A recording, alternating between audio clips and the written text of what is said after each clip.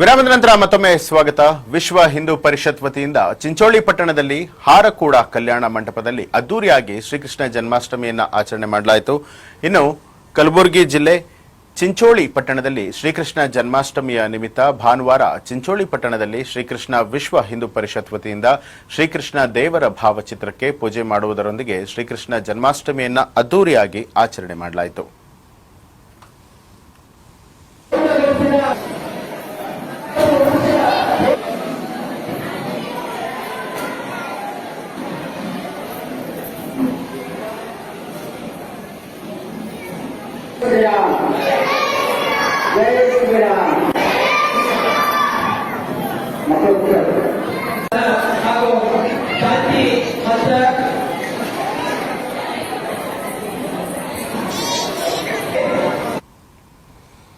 ಚಿತ್ರದುರ್ಗ ಜಿಲ್ಲೆ ಹೊಳಲ್ಕೆರೆ